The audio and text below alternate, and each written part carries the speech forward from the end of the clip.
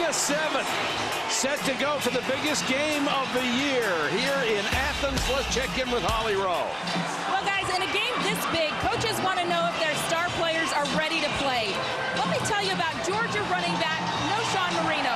When he took the field tonight for the first time, he ran out full speed. He was 100 miles an hour, shoulder pads in hand. He was so excited to get out here. He went that fast throughout the entire warm-ups, guys. His teammates feed off of his energy. He is so excited for this game. At one point, he was standing by himself on the 10-yard line, no one around him. He looked up into the night sky and just went, "Wah!" He is ready to play, and the team hopes they can build off his energy. Holly, if you can't get jacked up for this one, you never will. Coming up on our show tonight, we'll see two of the best teams in the country, number 3 and number 8. Walsh to kick to Arenas and McCoy. Arenas very dangerous. They kick it away from him, and McCoy will take it in the end zone. John Parker Wilson, the senior quarterback, needs only 190 yards passing to own virtually all the quarterback records at Alabama. No small feat when you consider names like Starr, Namath, and Stabler. And I think he's going to have a big game tonight for Georgia. They have not had to throw very much. He only threw the ball 13 times last week in Arkansas. They have got to throw the ball, and I think particularly on early downs, first and second down, he's got to be effective throwing the football. Glenn Coffey is the running back. He is off to a great start this year. And Coffey will get the first carry. They love to run off the left side behind the center, the left guard, and the left tackle. You can check out the entire starting lineup for both ball clubs at the top of your screen above the miniature scoreboard.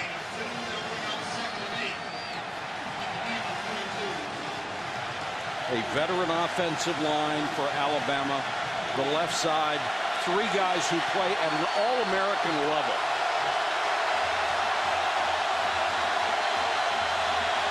Bring in additional wide receivers. They've got 5 men flanked out for John Parker Wilson.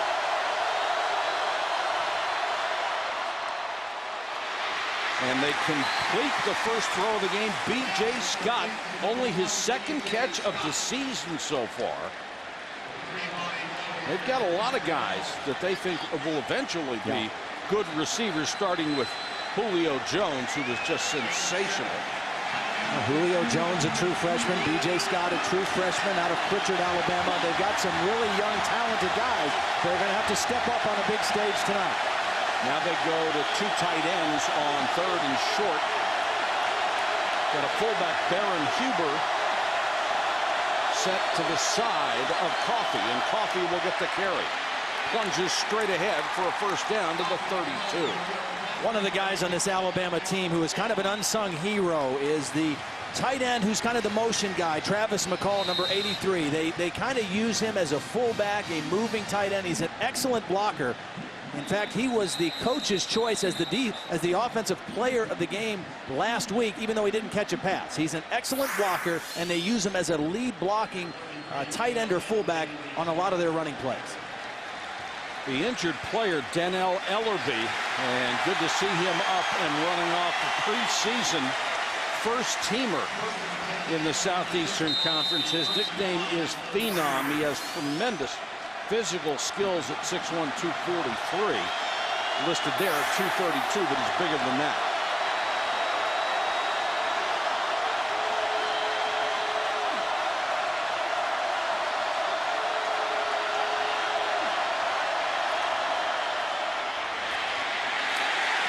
And off to the 35. That's about it.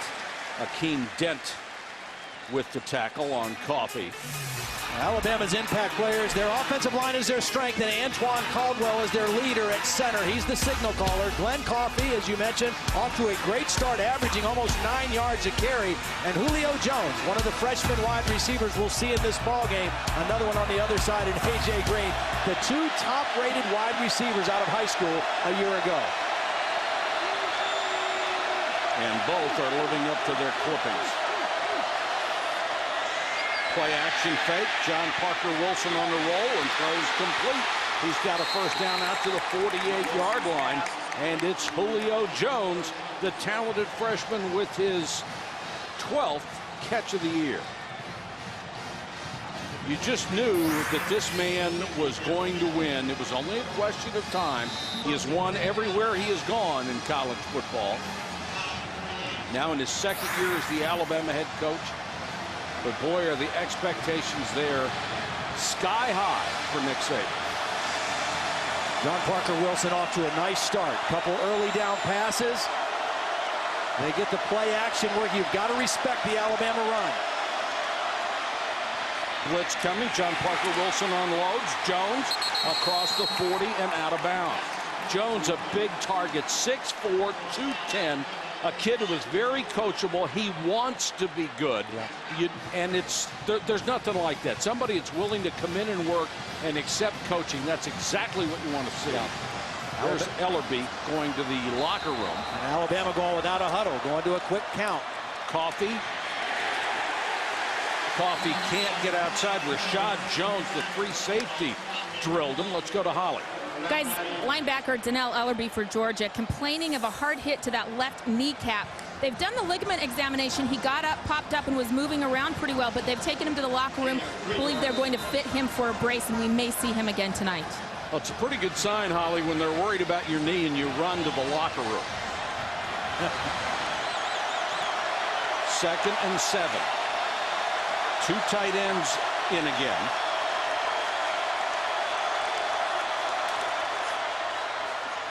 John Parker Wilson, good protection deep down the middle. Underthrown a little bit, but interference. Prince Miller was defending Marquise Mays.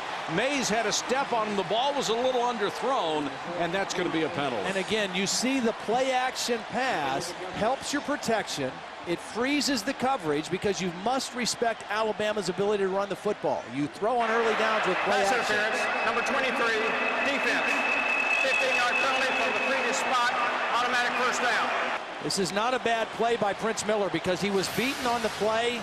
If he doesn't hit him, it's a touchdown for Alabama.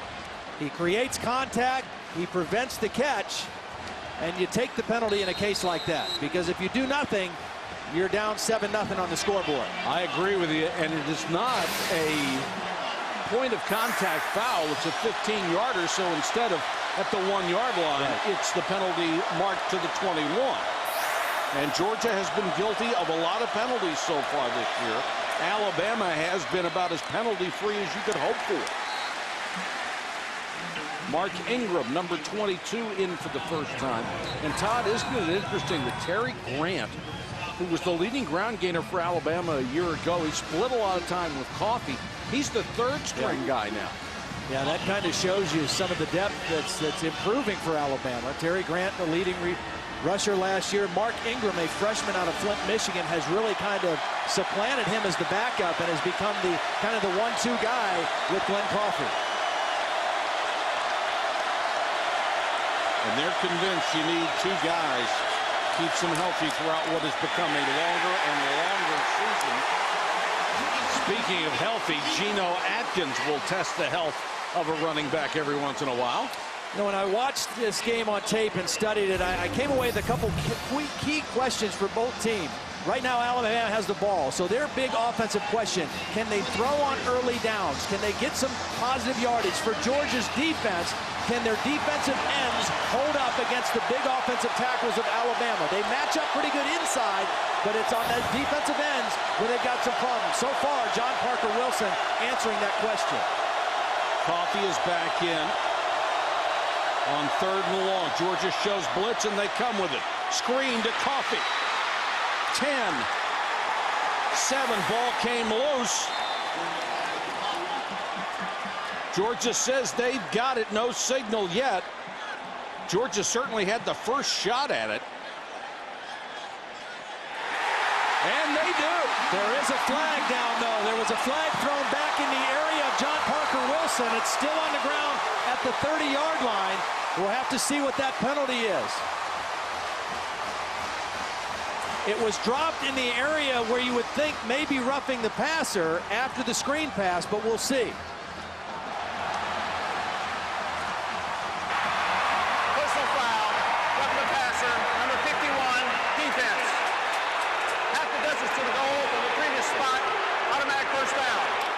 a huge penalty. Instead of taking over inside their 10, they give Alabama a first down inside the 10. Well, here's the play. It was a beautiful call by Jim McElwain, offensive coordinator. A little slip screen against the blitz. He's got blockers out in front. Excellent call. And then he loses the football at the end. But the late hit on the quarterback by Akeem Dent, a young linebacker, up around the face, is what drew the penalty.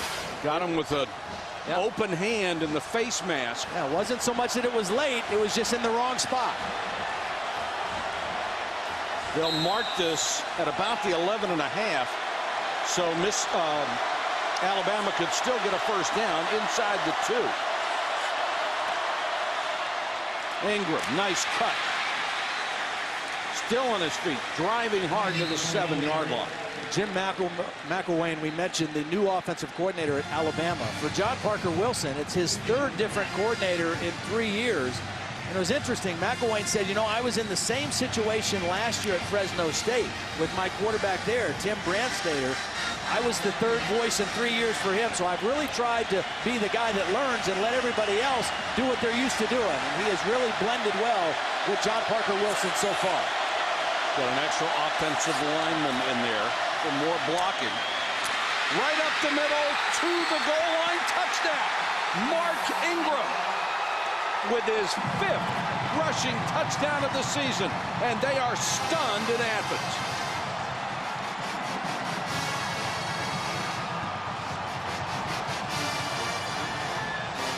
Well, they were aided by a nice penalty. They had a pass interference penalty, and then the roughing the passer penalty that really helped this drive out. But Alabama, very impressive on their opening drive. Now, they may want to review this because it was very close to the goal line. I think the key to that drive for Alabama was early down passing. They kept the Georgia defense off balance. And they're coming into the game, everybody's saying, #1 rush offense in the SEC, #1 rush defense. That's the matchup, that's the buildup. Alabama did a nice job keeping them off balance. The point after for Tiffin. 80-yard drive, 6 minutes and 28 seconds. Impressive beginning for Alabama.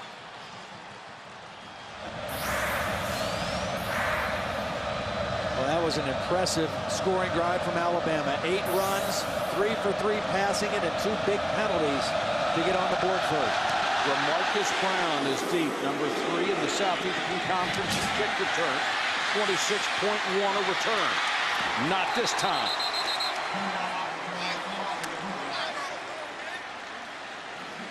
Well, let's take a look at the touchdown for Alabama. Some excellent blocking by a couple of their key guys. Watch Andre Smith just come in here and collapse the inside. And then the guy I talked about earlier, Travis McCall, watch him come over and trap on the defensive end, Jarius Wynn. Andre Smith just collapses the left side. McCall gets the trap block, and Ingram runs with low pads and gets into the end zone. Beautiful run. Matthew Stafford, the quarterback. Impressive stats, maybe the most impressive. 21-4 as a starter. Gets it out to Massaquoi. Well, great block by Chris Durham out there, #16. That play has no chance without Chris Durham doing his job. Really tied up his man and allowed him to get that first down. And you were talking on that earlier drive about Alabama throwing on early downs. Yeah. Their offensive line is a great run blocking line, but they may be suspect as passing. So if it's 3rd and 12, they may be put in a hole. They're a great run blocking and they're great play action pass blocking, but just pure 3rd down passing situations, that's not their strength.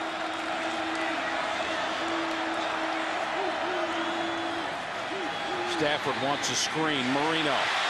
They love to throw screens, especially against an aggressive defense like Alabama's out to the 50.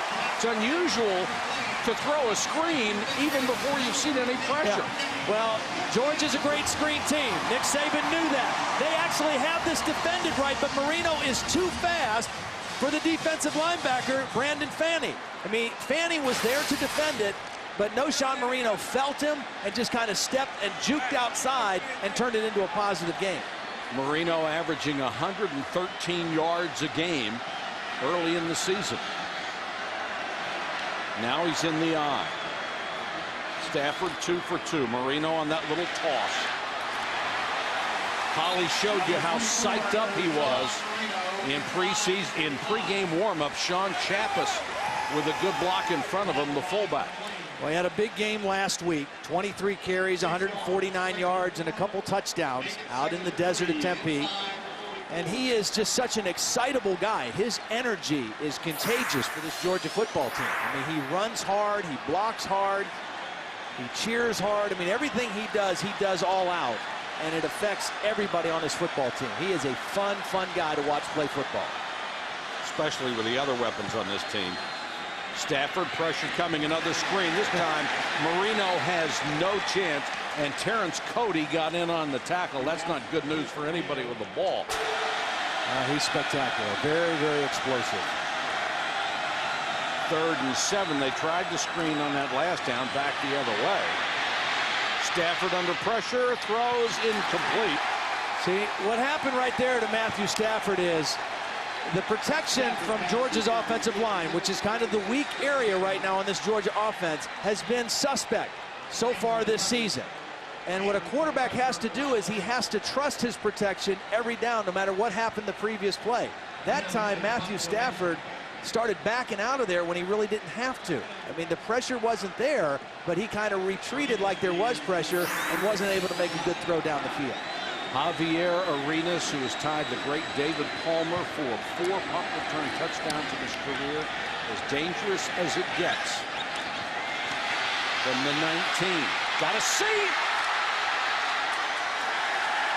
Boy, that was close. Out to the 35, a 16-yard return.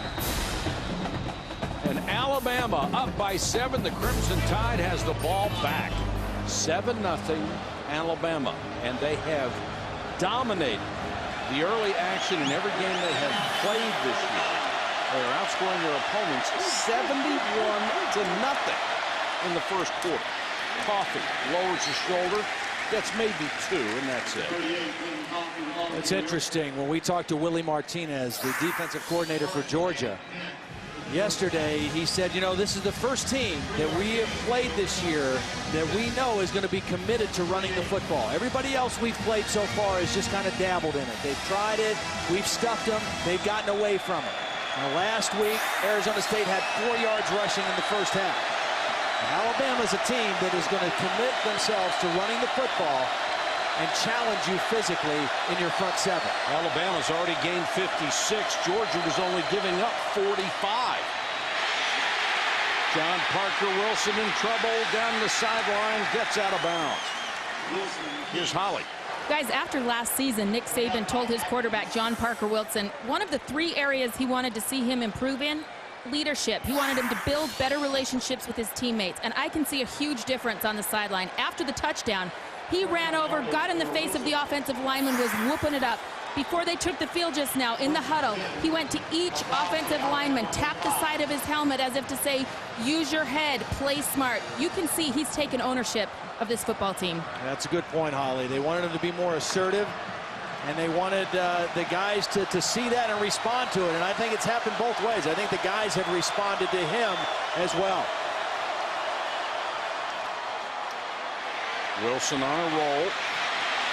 Here comes the pressure. Smart decision, throws it away. And there is a flag down in the secondary.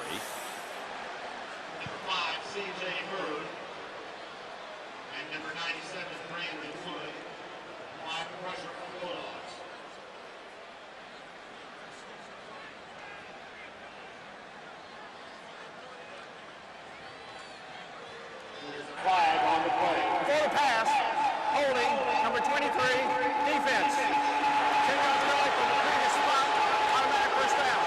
That's Prince Miller, who committed the interference call earlier in the ball game, and he's shaking his head and pleading his case, saying, I didn't do it. Well, another costly penalty right here. Prince Miller working on Mike McCoy, the receiver, and he just gets him tied up. You can jam him, but you can't grab him. And right there, he's grabbing and holding him when John Parker Wilson was trying to throw the football. And Prince Miller is saying, I never touched it.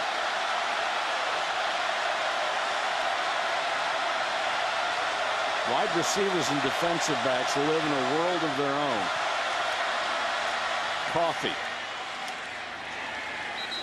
You know, one of the things that has been a problem for Georgia in the first part of this season has been penalties. Now, they've kind of won in spite of themselves with that.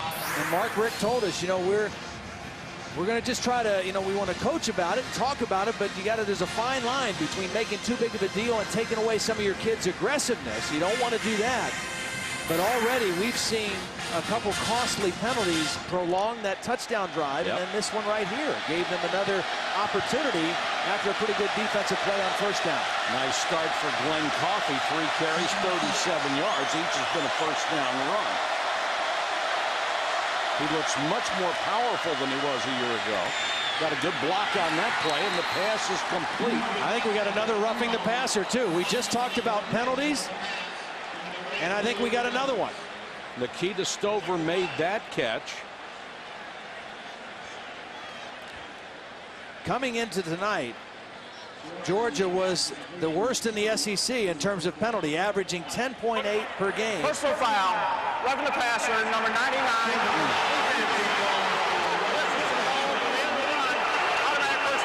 That's Jarius Wynn, the senior, and he should know better. Yeah. Well, I mean, again, you want your guys to play aggressive, but watch, as he comes around the pass rush here, another play-action pass on an early down. He gets around Coffee, but he doesn't stop. He hits him clearly late after the ball is thrown. And again, you want your guys to be tough and aggressive and play fast, but you don't want to hurt yourself. And already in both Alabama drives, 2 costly penalties in each drive have kept the drive alive. I mean, huge. Remember, they had a turnover on the previous drive, and instead of getting the ball, the penalty kept the drive alive. Down to the 5-yard line as Mark Ingram checks in, and he is a great change of pace from Coffee. He's got some moves and has some quicks. Well, and he's strong. I mean, he's 215 pounds, but he's 5'10". That's what he's listed as. He might even be a little shorter than that. But he runs with a very low center of gravity, and he's a hard guy to tackle. I mean, he's a guy that you have to grab and pull down to the ground. You don't get a lot of just clean shots and knock him down. You got to grab and pull him down. He came up a little gimpy on that. Stays in the game on 2nd and 2. They shift the strength to the right side of the formation. Ingram straight up the middle. And Alabama, Todd, is winning the battle at the line of scrimmage. Well, that was their strength coming in. You play to your strength, and their strength is their offensive line and their defensive line. And so far, particularly when they have the football, their offensive line is asserting itself. Andre Smith, who you saw the left tackle, a freshman All-American. Mike Johnson, the left guard, 299. Antoine Caldwell, the center, is on the Remington list as the best center in the country. 3rd and 1. You want to follow the football, follow 83, McCall. Here he comes in motion. Ingram. Great stand by Georgia. They needed it and needed it badly, and Asher Allen up from the corner along with Jarius Wynn and Akeem Dent, and they pushed him back. Willie Martinez says if we will play low and play with our hair on fire, we'll be okay, even though these guys are bigger and stronger than we are. And the whole key on short yardage is leverage, staying low, keeping your pads below the offensive lineman's pads, and they were able to do that and get penetration and get a huge stop. I would imagine if your hair is on fire, you play fast. But you may not play low all the time. Or long. Lee Tiffin will try a 23-yard field goal. And hooks it through perfectly. What a great start for the Crimson Tide. They're up 10-0 at Georgia. You never were sacked 8 times in a game, were you? I don't know. I was sacked a lot. I don't remember I was ever 8 times. I can remember watching the Steelers-Chiefs games, though, before I got drafted, and they sacked the Chiefs quarterbacks 11 times. I said, boy, I hope I don't go there. Next year, I was in a Chiefs uniform. But it never happened at Penn State. Did you get sacked 8 times in a year?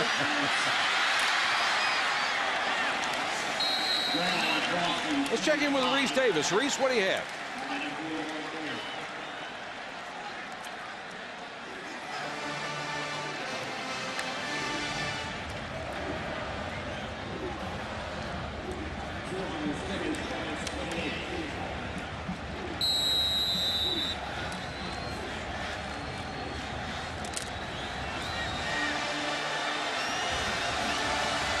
Thanks, Reese. I think what we got to see here from Georgia, it's good to have an experienced quarterback now. No time to panic. Matthew Stafford, and see if they can get the ball in the hands of A.J. Green a little bit. We've seen Marino. Now let's get number 8 involved and kind of make this Alabama defense play everything. Well, this is a team that knows it can score points. They're averaging 35 points a game so far. Check in with Holly. Well, Georgia quarterback Matthew Stafford knows how young and inexperienced his offensive line is, so he's constantly trying to build them up. Just on the sidelines, he was standing here before they took the field, and he told them, guys, we got to get out there and tack. Right now, I need you to own the line of scrimmage. And that's going to be a tall order because this is a very young line. They have talent, but everybody in this league has talent. Experience goes a long, long way. Stafford will go to the shotgun.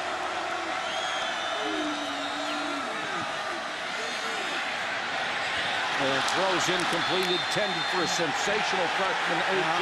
Green. Here's a flag. No flag. No. Now, if that would have been a quarterback, it would have been a flag. It was a couple offensive and defensive linemen. That's the end of the first quarter.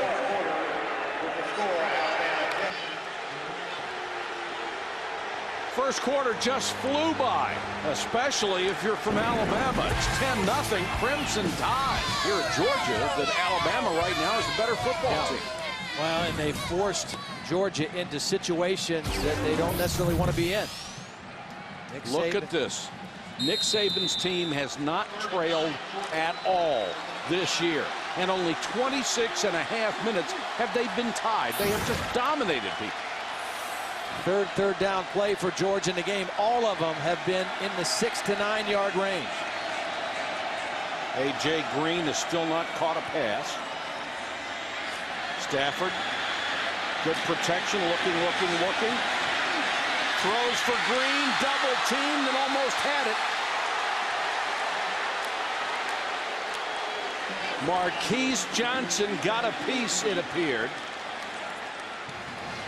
Well, A.J. Green, the thing that stands out to me about him, he has great body control. I mean, he can go up in the air and snatch the football, but that was excellent defense. 2 guys there, and Marquise Johnson actually batted the ball away before A.J. Green could snatch it out of the air. And Green got away with a push. Here's a very poor kick, and it takes a bounce back toward the 40-yard line. It is an 18-yard punt for Brian Mims, who came in averaging nearly 44 yards a kick.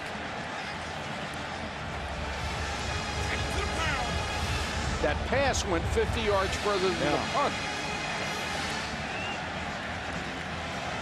Well, a difficult situation again for the Georgia defense. A short field for John Parker Wilson and the Alabama offense. We want to send our best out to a huge Georgia fan, Sean Meadows, a wounded warrior at Walter Reed. He is from Georgia, and he's rehabbing there. We wish him all the best and thank him for his service, and he is rooting hard for the Bulldogs tonight. Coffee. There's that run to the left side. I mean, that's their bread and butter. Running to the left side of the formation between Andre Smith, Mike Johnson, the left guard, and the tight end Travis McCall. I mean, they are so solid on that side of the line. And those guys are big and strong, but they also move their feet well. No wonder Coffey's averaging 8.5 yards a carry. I mean, they just clean house over there.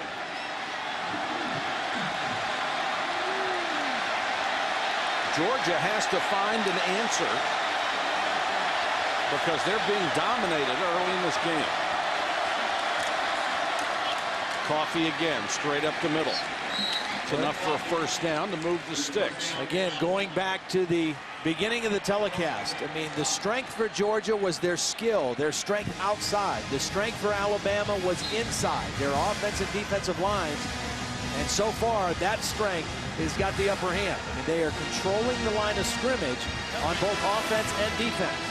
Take a look at that. 21 plays for Alabama. Georgia only 8. They can't get them off the field right now. And 101 yards total offense already.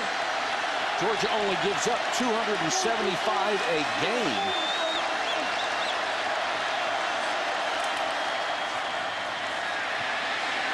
Nice play action fake, tremendous protection. Julio Jones inside the 10, still on his feet, dives. We're going to say he's out of bounds at the 5. Boy, he's got some moves. They're pretty after the catch. Again, the play action pass, you've got to respect it. That makes it easy to pass protect. Look at the linebackers chasing the fake, and Julio Jones just finds a weak spot right behind the linebackers, and then the balance afterwards. This is a long developing crossing route, but the protection is excellent because of the run fake. Julio Jones finds the hole and then shows what he can do with the ball after the catch. Stepped out right there.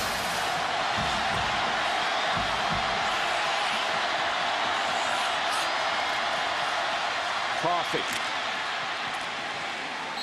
Coffee, the ball carrier. About a yard.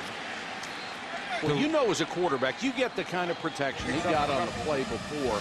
And it's pretty easy to play that position then. But the reason he's getting that protection is they are out of third down passing situations. They are passing when they want. Absolutely. When they can dictate to the defense and say, hey, you've got to respect run and pass, and we're mixing it up. When it's third and long and you have to pass, then it's easier to play defense. That's the problem Georgia's having. Their passing situations have been third and long. John Parker Wilson, perfect so far. 5 out of 5, 78 yards on the night. Coffee off that left side, cuts back, dives, touchdown.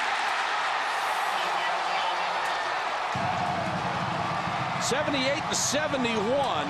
Johnson and Smith on that offensive line just own the left side. Andre Smith, Travis McCall, they pull the guard around on that. Mike Johnson pulls around. Nikita Stover, the wide receiver, got a block. Everybody did their job. I want to tell you something. There are 93,000 people in here. 92,000 of them are wearing black, and they are not making any noise at all. Welcome back to ESPN College Football Primetime, presented by Hampton Hotels. Number 3 against number 8, and right now number 8 is burying number 3. It's 17-0. Where Marcus Brown is deep to receive. It's been since 1942, the middle of World War II, that these teams have met while they were both undefeated and ranked in the top 10. So far, it is a mismatch.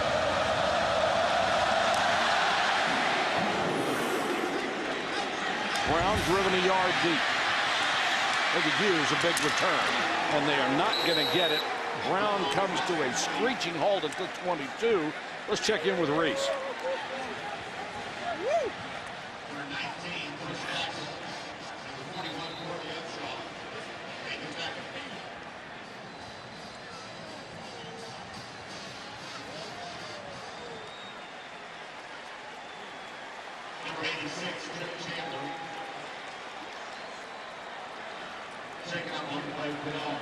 And there's Trip Chandler, who is their outstanding tight end, and they are short in that department tonight anyway. Well, he got banged up last week in Tempe, and he looks like he's favoring that right shoulder. That affects their running game a lot more than their passing game, having that tight end on the field.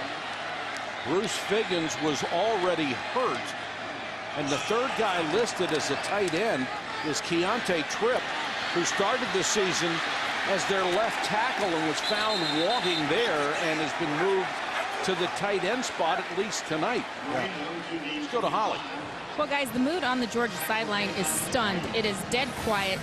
None of the emotion is coming from the players. They're just sitting there. They're quietly sitting, listening to the coaches. The only emotion I've seen is from the coaching staff. Very quiet. Rennie Curran, the fired-up linebacker, was very quiet, and he went over to injured Dannell Ellerbe and just said, man, we're not talking out there. We're not talking anywhere right now.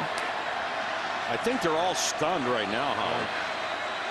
Aaron White, number 81, has come in as a tight end because Tripp is obviously going to be used as a blocker, and that's about it. Stafford under pressure. Gets away, goes forward, gets to the 30-yard line, swallowed up by Luther Davis. One guy we haven't pointed out yet is in the middle of that Alabama defense, and it's Mount Cody. Terrence Cody, number 62, who was 6'5", 365, but that's a shadow of what he once was. He was at 420 in junior college. Yeah, he's been a great story for Alabama so far. Nick Saban, when he was recruiting him, told him if you get to 390 by signing date, we'll offer you a scholarship. He did it. He said, now I want you to be 370 by June. He barely missed that, but he's playing in the 360 to 365 range right now and playing very well in the middle. They show blitz, they come with it. Stafford on the run, throws complete to Green, but it's taken away and intercepted by Dante Hightower. Popped right out of Green's hands, and Hightower goes the other way with it. Unbelievable. They get a first down conversion. Nice little rollout by Stafford. They get A.J. Green in the game, and it looks like he might turn this into a big play because the defense is flowing fast, but he loses the ball, and another true freshman, Dante Hightower, plucks it out of the air. I thought he was going to turn that upfield and turn it into a big-time play. Instead, the ball gets knocked out by Justin Woodall, and Hightower comes away with the interception. Woodall, who was a great high school baseball player, turned down a big contract because he wanted to play college football. And Murphy's Law is in operation tonight. If it can go wrong, it has so far for Georgia. Mike McCoy. Another first down pass for Alabama. Their plan coming in has been beautiful. Now John Parker Wilson is 6 for 6 throwing the football. 3 passes on first down, 3 passes on second down, no throws on third down so far in the game. They are throwing on early downs, and they have really got this Georgia defense way back on their heels. Even people that would have no chance to understand some of the nuances of play calling, I think, can recognize this. Yeah. This is a beautifully called offensive game so far. Roy Upchurch, number 5, is in as a wide receiver. Check it as the running back, and Upchurch will go inside the 20, pick up a couple. Here's Holly. Georgia wide receiver A.J. Green is beside himself on the sideline, guys. He cannot be consoled right now. He came off, and senior and veteran wide receiver Muhammad Massaquoi grabbed him, got in his face, was very physical with him, trying to shake him out of it. But guys, he's been kneeling down by himself over on the side. He is so upset with that interception. Holly, when we met with him the other day, he is about as quiet a young man as you will ever meet, and it's hard to see him have that kind of emotion because you know what kind of a quiet kid he really is. Well, but obviously he knows what kind of skill he has. But Stafford, it was a great play for him. He reached in there and knocked it out. And you're right, that could have been a huge play, Todd. Well, the thing is, Georgia just can't panic. I mean, Matthew Stafford has been in some battles. He's a third-year starter. A.J. Green, this is only his 5th game as a Georgia Bulldog. There's a lot of football left to be played. They just got to cheer for their defense right now and hope they can get another stop and force another field goal attempt right here. John Parker Wilson to the shotgun on 3rd and long. What's that in the flat? Got McCoy. McCoy has a first down at the 8. And officially, that is not going to be an interception. It's going to be a fumble recovery. They rule it a catch, and then the ball popped loose, and McCoy is grabbing that right hamstring and waving to the sideline to come out of the ballgame. That's not a good sign. No. But John Parker Wilson looks great tonight, doesn't he? That was his first 3rd down completion. The first time he had to stick a throw in there on 3rd down, and just threw it on perfect rhythm and timing for another first down for the Tide. He's off to a pretty decent start. Yes, 7 out of 7, 100 yards. And everything's been on the money. Could it be 8 for 8? No. That was good defense by Prince Miller that time. He was covering Jones, and that's a big assignment. Yeah, Prince Miller's only 5'8", and Willie Martinez says, you know, I think our corners are pretty physical. I don't worry about them out in the field. I do have concerns when we get in the red zone. That's where we don't match up really well against their big receivers. That time he was up against 6'4" Julio Jones, but he did a nice job of fighting for him with the football. 7:37 to go in the first half. Number 3 Georgia is being shut out 17-0 by visiting number 8 Alabama. Upchurch off that left side again. Hurdles the tackler inside the 5. It'll be 3rd and goal. Rennie Curran, who the coaches say, you know, you look at Rennie Curran with his gear on. He's only 5'11", 228. Other teams immediately assume they can take advantage of him. The guns on this guy. He was wearing a long sleeve shirt the other day, and he looked like he was carrying car parts in it instead of arms. Well, they say he is the stamp of the Georgia defense, a real throwback competitor, and they feed off of him. But as Holly mentioned earlier, even he's a little bit quiet so far in this game. Jones and Stover are the widest receivers. Draw play, Upchurch walks in, touchdown. Holy cow. Wow. Another great play call by Jim McElwain. A.J. Green knows his turnover set Alabama up, but Alabama has just looked outstanding on offense so far. This was supposed to be a blackout. It's a public mugging instead. Yeah. We've seen Alabama throw when everybody thought run, and right there we saw him run when everybody in this stadium thought pass.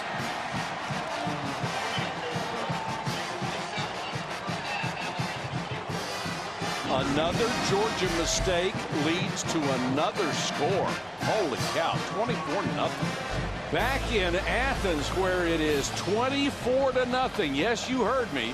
24-0 second quarter. Alabama. And not good news if you're a Georgia fan. Last year, their largest deficit was 10 points against Kentucky. They came back to win 24-13, but this is a much, much bigger hole. Well, the good news is this is a team with a lot of offensive weapons. They can score. Maybe the biggest problem right now is stopping Alabama. And stopping themselves. I mean, the miscues for Georgia. A pass interference penalty in the first Alabama touchdown drive was followed by a roughing the passer penalty. Both of those were huge. And then on a 3rd down, they get the conversion. A.J. Green can't secure the football. And Alabama gets the turnover and sets up another touchdown drive. So the first thing that Georgia has to do is stop hurting themselves. And then they've got to worry about, okay, how can we stop Alabama? And a team like Alabama that wants to run the ball and play tough defense thrives on turnover. Yep. Like blood in the water for sharks. Stafford straight back to throw. Good protection and throws, and he's got his freshman wide receiver, A.J. Green. But you made up a good point there as far as they have playmakers. They can score. And the only thing Georgia can't do right now is panic and say, we've got to score 24 points in a hurry, because they've got a whole half of football and 6.5 minutes left in this first half. They just need to get some momentum, get some positive things, let their defense get regrouped, and hopefully put some points on the board before halftime. And that's the way they got to think right now. No time to panic for Matthew Stafford in this offense. And no reason to abandon the run, not when you have a guy like Marino who can break it any time. Don't want him to be taken out of the game, that's for sure. And here he is. But they've got to do a better job blocking for him. Luther Davis made that tackle. Mark Richter has done such a great job, Todd. I mean, he has really done. 2-time SEC Coach of the Year. He just had a brilliant career here at Georgia. And he's got, you know, he's an interesting person, because I really like Mark. I've known him for a long time. I mean, he's a man of deep faith, and he's got a kind of a quiet demeanor about him, but he has a fiery competitor on the inside. I mean, don't kid yourself for 1 minute that he is not a competitive guy, because he will fight you, but very calm demeanor on the outside. Stafford felt the pressure, has to roll. A nice throw by Stafford back against the grain, and he found Marino coming out of the backfield. Corey Reamer made the tackle, and Stafford has thrown the ball exceptionally well so far. Well, he has a gifted arm. I mean, there's just no two ways about it. He has as good of an arm as anybody I've seen in college football in the last few years.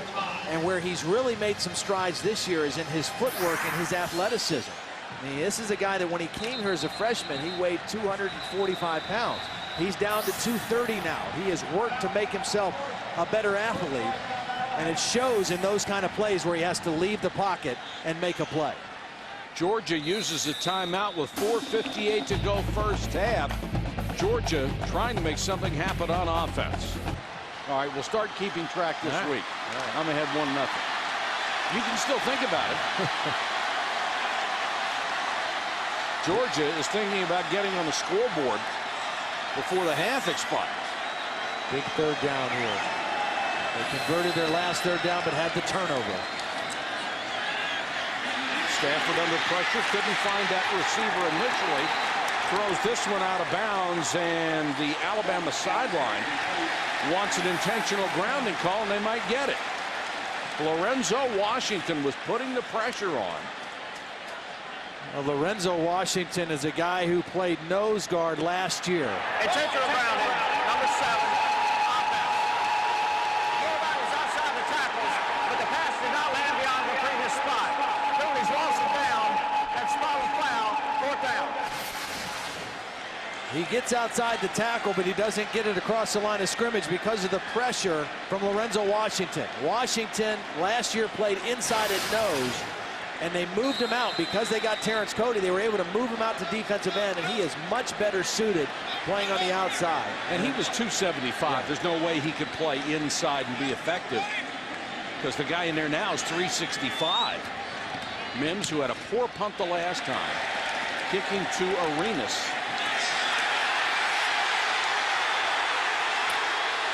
Arenas breaks a couple of tackles, takes it up over the 35 to the 37. Check it out. Can Alabama add to this margin? John Parker Wilson thinks so. Coffey, who has done a little bit of everything tonight, up to the 43. Prince Miller, who's been very active on defense, made the stop. I don't know if John Parker Wilson, I don't know how he slept last night in the hotel, but whatever he dreamed about this game, I'm not sure he could have played any better in his dream than he's playing right now. I mean, he has absolutely been on point with everything they've done offensively. He's managed the game, he's thrown the ball extremely well, and he has kept this Georgia defense befuddled. 2nd and 4. Coffey, first down and more. See, when you can run the football, it does so much. Number one, what it does is it shuts up a crowd. I mean, you're playing in front of this huge crowd, and when you can run the football right at somebody and just punch them right in the mouth like this, it makes a bunch of people sit on their hands in the stands. The other thing it does is it demoralizes a football team because you feel like you've been punched in the gut. And the third thing it does, it opens up all kinds of things in your play-action passing game and helps everything about your offense. Coffey again. This is like one of those 2 o'clock in the morning Ronco commercials. They're slicing, dicing, cutting, and chopping. So funny because I talked to Willie Martinez yesterday, all of us did, and I said, you know, Willie, I don't mean to bring up a bad subject, but 2 years ago we were here to do a Tennessee game, and at that time you guys were 5-0 and had the nation's leading scoring defense. Yep. And Tennessee came in here and scored 51 points on them, 151-33. They come in tonight with these great numbers of stopping the run, but they haven't played a team that's been committed to running the way this Alabama team, or with an offensive line as good as this bunch. John Parker Wilson again on first down, or check it, 2nd down this time, and completes it down to the 26-yard line. And John Parker Wilson approaching that passing record as far as yardage is concerned. He's a senior this year out of Hoover. Major League Baseball draft pick. His brother plays baseball for Alabama, and his mom was a cheerleader. He only needed 190 yards coming in to break Brody Coyle's record for yardage. He already owned total yards, completions, and touchdown passes. He's got 117 right now. More importantly, his team is up 24-0. Upchurch will get a carry. You know, one of the things Holly mentioned that Nick Saban and the staff wanted to see out of John Parker Wilson was him stepping up his leadership. One of the other things that they wanted him to do was in his decision-making to be more of a businessman and less emotional. In his career, he's been kind of a high-emotion guy, and you don't want to take that personality away from him, but as a quarterback and as a decision-maker, Coach Saban was saying, hey, we need you to make more solid business-type decisions. You're a business major. You're a smart kid in school. Apply that to the football field, and he is doing that tonight. They only have 10 scholarship seniors. John Parker Wilson is one of them. Nobody else in big-time college football has played fewer. And this pass intended for Jones is a touchdown. Are you kidding? Well, you saw on that play the strength of Julio Jones because he used his left arm and his big upper body to push the defender away and then catch the ball over his right shoulder. Brian Evans was in coverage, number 3, and Julio Jones was able to kind of give him a little shove with his left arm and then fade out to the ball. A beautiful throw by John Parker Wilson over the outside arm where you're supposed to put it. Jones now with 4 catches, 79 yards. The point after is good. It is 31-0.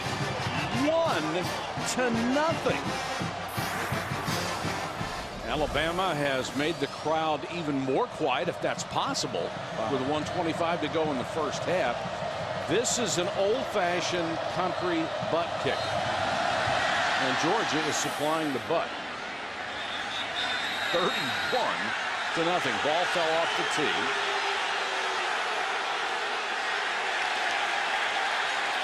And I don't know what the crowd's upset about.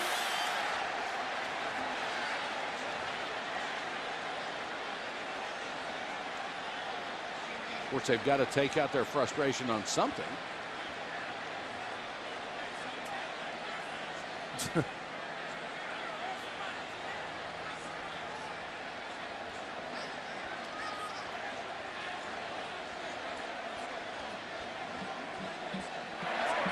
Delay of game on the kicking team. 5-yard penalty. Still kicking. That was just simply a case of the kicker, Tiffin, just saying, I don't want to kick this one. Because you see this happen if the ball blows off the tee or falls off, but the ball doesn't do anything. And Tiffin just kind of says, no, I want to do it over. But he's not sure what the problem was. Maybe he thought he heard a whistle. It's the first thing you've done wrong all night. Yeah. So they move it back to the 25.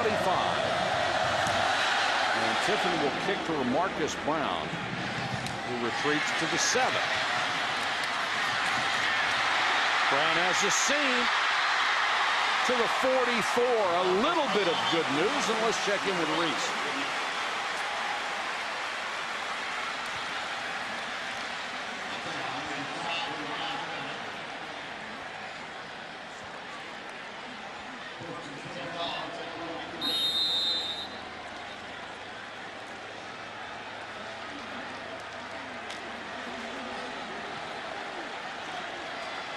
All right, Reese, thanks very much. Wasn't the Mississippi-Florida game just staggering? Yeah. Mississippi winning in the swamp. 1:17 to go here. Matthew Stafford running for his life. Hit as he throws, and it's incomplete. Pressure coming from Eric Anders, the linebacker. And Nick Saban, throughout his career, has always stressed defense, and he brings pressure. Well, he's very creative. He knows how to attack pass protection. And right now, I mean, he's just kind of smiling because he knows Georgia has to throw. They've got to get into pass sets, and they've got an inexperienced young offensive line. And so we can just attack. We don't have to worry about the run as much right now, winning 31-0. We can just go after Matthew Stafford. Right now, they don't have to worry about anything. They'll whistle this play dead. Before the snap, false start, number 79, offense. 5-yard penalty, still second down. 2nd and 15. 1 minute, 10 seconds to go in the first half of a stunner. Alabama showing a 4-man rush draw play. Marino.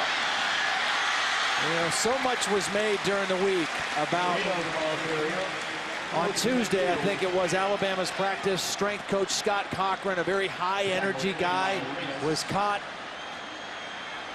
warming up the guys and saying that the blackout in Georgia, all the fans are wearing black because they're going to go to their own funeral. They're going to a funeral at Sanford Stadium, and it got on YouTube, and of course it was made to be a big deal. Was it going to fire up the Georgia team? And Mark Richt kind of responded to it by wearing black to his press conference the next day. And I'll tell you what, this has been kind of deadly for Georgia. There's no question about that.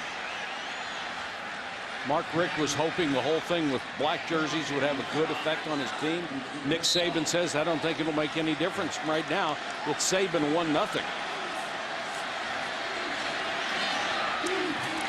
Boy, what an arm. I mean, you know, it's still fun to watch Matthew Stafford on a play like that where, I mean, there's pressure again coming. Throw him the football. Do something, because Marino is too good of a football player not to have him a part of what you do in the second half. Blitz coming.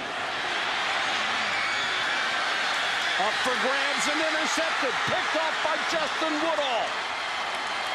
And Woodall back to the 17-yard line. But pressure again. That time, I think it was Brandon Dedrick who gets pressure, number 95. He's going to force him out of the pocket, and he tries to throw off that back foot and just not able to get enough on it. And of course, Alabama's playing safe defense. I mean, they're rushing 3 or 4. They're playing everybody back, and Woodall there for his 3rd interception of the season. That's his first in 121 throws. Small consolation to Matthew Stafford. Small consolation to Georgia. And remember all the hoop-de-doo when they paid Nick Saban, what, $4 million a year to coach this team?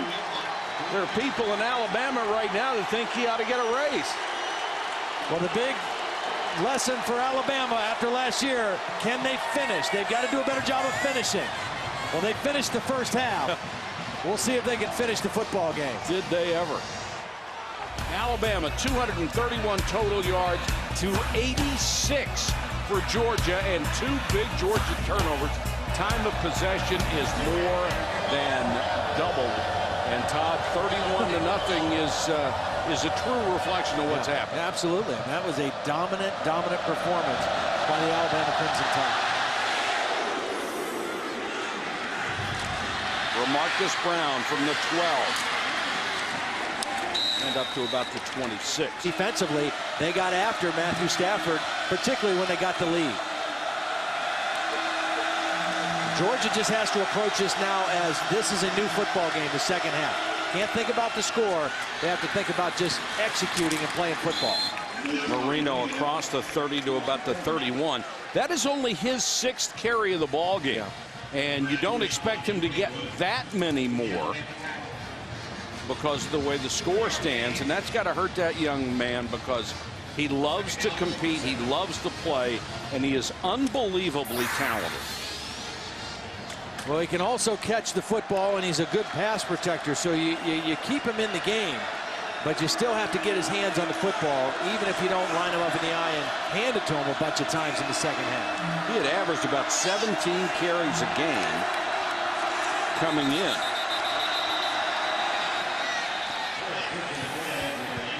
Flag is down.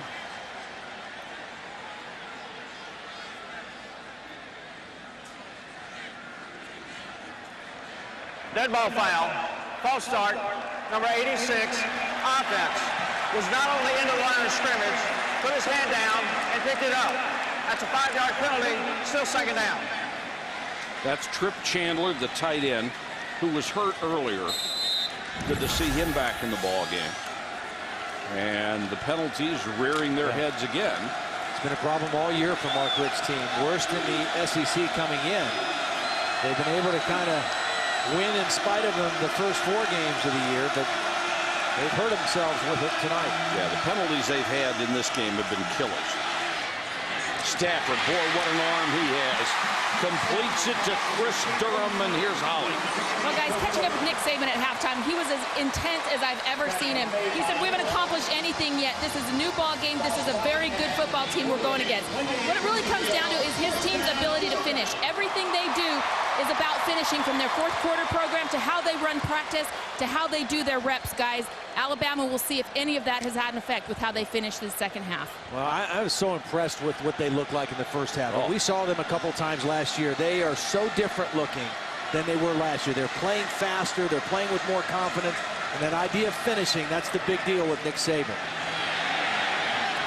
Down the middle again, this one complete to the 31, Durham again. And yet, I don't know a coach who has ever coached who can go in a locker room with a 31-0 lead and say, hey, guys, it's nothing. Well, he knows how talented Matthew Stafford is. And you don't want to let these guys off the mat. Matthew Stafford, a nice throw, a couple throws in a row. Here's the guy in the middle, Terrence Cody, going against a true freshman, Ben Jones, who's doing all right. Ben Jones is an Alabama kid.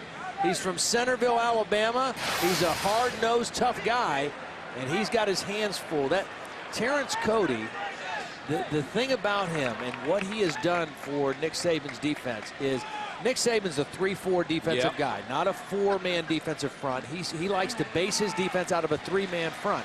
The only way you can do that is if you have a stud playing in the middle on the nose. Sir. You have to have an anchor point for that 3-4 defense. He did not have it last year.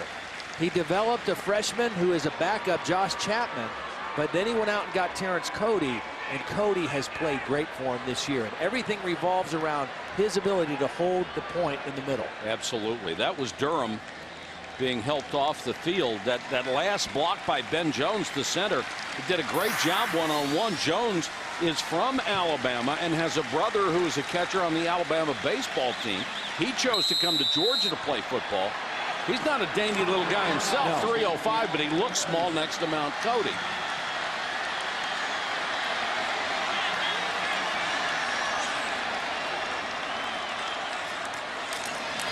First down at the 30, Marino. Got some room, stiff-armed, and goes down just inside the 25-yard line. Woodall and Arenas out of the secondary made the tackle. Well, here's a sweep to the right side, but let's watch the big guys again.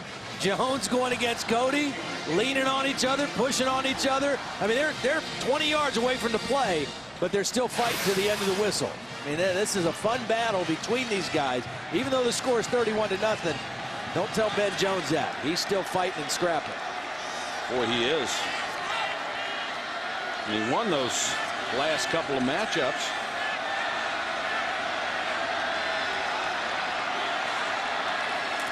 Alabama trying to come out, get something done here on offense. And that pass was intended for Michael Moore. He never saw the ball. Yeah, he never knew where the ball was thrown. Flag down in the secondary. Looks like an ineligible man downfield. Maybe that's why. Maybe it was a run play called and a late check by Stafford because there was a lineman downfield and the receiver never looked for the ball. Number 79, offense, was downfield. 5-yard penalty, repeat, second down. Justin Anderson, who, as they shifted the line, moved up from backup right tackle to the starter at that spot. And this offensive line, you know, we should mention, too, they lost their best offensive lineman to an injury before the season started. Yeah. Trenton Sturdivant was their starting left tackle, started all year last year. He injured a knee and is lost for the year, and they've been kind of reshuffling this line ever since. Stafford tucks it. He is hardly known for his running ability, and now Stafford real slow to get up. Yeah, he got slammed down pretty hard from behind. Brandon Dedrick was chasing him and drove him into the turf pretty good. This was kind of an odd play, second and long yardage, just a quarterback sweep. I mean, this was a quarterback keep, and watch Dedrick from behind just kind of slams him down into the ground. I don't know that they'll be calling that one again. I don't think so. In fact, he might get in the coach's office, find a playbook, and just take that one out in the dead of night. 4-man rush. Stafford, good protection this time. Floats it for the end zone. Really threw it up for grabs, and it's incomplete. Double coverage intended for Moore. Woodall was back there. That was not a good throw. No, and it was kind of a frustration throw. by Matt Stafford, because he was looking. We've seen him do this a couple times, try to throw the deep route into double coverage, and I don't think he feels too good. I mean, he came to the sideline with his shoulders hunched over a little bit. I don't think he recovered completely from that run. They'll try for a 43-yard field goal, and Georgia gets on the board with 11:07 to go in the third quarter. The legendary Larry Munson retiring this week. He had been doing home games only, and tributes all around to a great announcer. There is such a tremendous relationship between a radio play-by-play announcer and the home fans, and he did it as well as anybody for a long time. Arenas for Alabama on the return. When people remember your individual calls on games, that's great. I'm sure they'll have commemorative CDs coming out too. Probably. You know, why not? A collection of some of Larry's best. I just got a note they already have 3, but they'll come out with a deluxe fourth one, a retirement have a box edition. set. Yeah.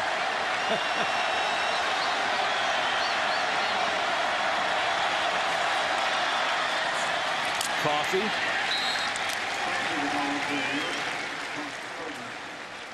Now, we're not sure if this was done by farmers or aliens, but it is a cornfield tribute to Larry Munson at the Southern Bell Farm in a 7-acre parcel of a cornfield. Now, how's that? That's a pretty good job. Yeah. Gotta wonder how you do that.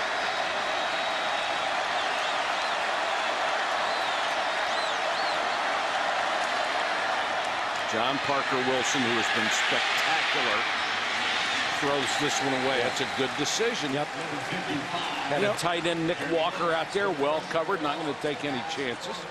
We talked about the loss of Sturdivant on the offensive side for Georgia, but there's been a couple key losses to this defensive line as well that you can see they're missing him tonight. Their best defensive tackle, Jeff Owens, a senior, was injured in the opening game. They lost him for the year. They don't have the depth at tackle that they would have had with him. And then their best defensive end, or most experienced, Roderick Battle, injured his neck early in the season. He's been out for, this will be his 3rd game out.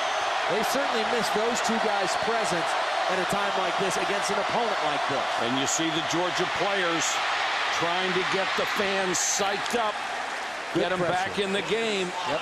It's a good pressure. You know, they got score, they got 3 points. They got a 3-and-out now by their defense, and they just are looking at this game, and I'm sure Mark Richt told them, hey, it's not 31-0, it's 0-0. We just have to play the second half like it's a brand new game and not worry about the scoreboard. Play with urgency, play with passion, but let's just go out there and try to make some plays.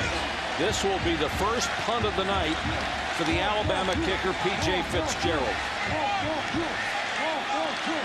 Georgia, throughout Mark Richt's career, has been great at kick blocking.